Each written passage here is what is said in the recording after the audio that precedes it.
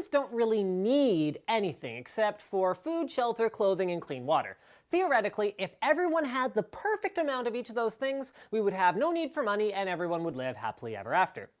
In the real world, some people have more water than others, but perhaps less access to food or clothing, and trading or bartering for a better balance has always been necessary.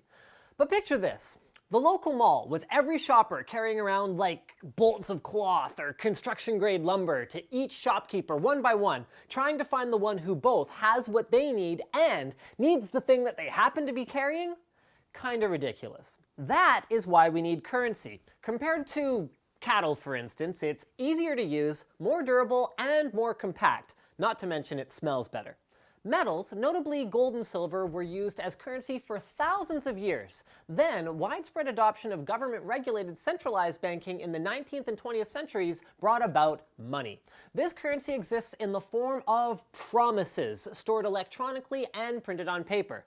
Handy, sure, but unlike metals, whose value we all agree on, with money we rely on someone else to tell us what it's worth.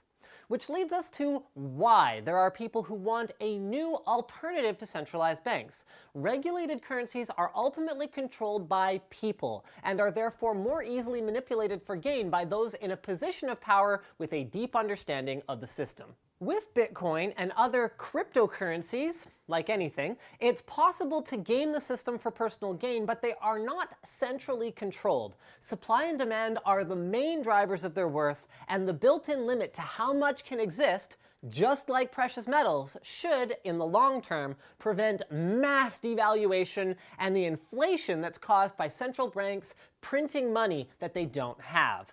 Okay, so if we want to be more like metals, why not just go back to gold? Well, there are other advantages too. Unlike gold, which is inconvenient to move around, Bitcoin is stored and transferred digitally in a virtual wallet. And unlike cash, each Bitcoin has a public transaction history that makes it theoretically impossible to counterfeit.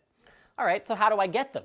Well, method number one is to use a computer to solve cryptographic problems. You can get more details on this in the Bitcoin subforum on linustechtips.com. Method number two, like any other type of money, is to exchange goods or services for it, or even other currency using an exchange. So sounds great, right? I sure think so. The obvious question, though, at this point is, what can go wrong? And the answer is lots. At the moment, not too many merchants accept Bitcoin, so it's kind of hard to spend. Without regulation or predictable demand, valuation can swing up and down wildly. Some governments, notably Russia and China at the time of filming, are resistant to cryptocurrency and have gone as far as to ban the use of Bitcoin. And, like anything new, the security of the system is still largely unproven. Can I truly buy something anonymously? Can it be easily stolen from me digitally? Can anyone promise me that this will still exist in 1, 10, or 100 years? Currency relies on trust, and only time will tell which cryptocurrency, if any, we can trust for our retirement funds. What can we count on? Bitcoin? Dogecoin? Whatever you want to call it? Well, I don't know. But I'll tell you what we can count on. Linus telling us what a great idea it is to head over to audible.com/techquickie to learn about their monthly audiobook subscription. Audible.com is the #1 spot on the internet for audiobooks, you know, books that read themselves to you with your smartphone or other device. They have over 150,000 choices, including a personal favorite of mine, The Secret Diary of Adrian Mole by Sue Townsend. I read this as a kid, and the only complaint I had about it was that a lot of the diary entries hit shockingly close to home, making it the kind of thing that would be awkward to read alongside my parents. Maybe that's an idea. Give audible.com a try. The first one is free, and listen to it together with your pre-adolescent or adolescent son just for a lark.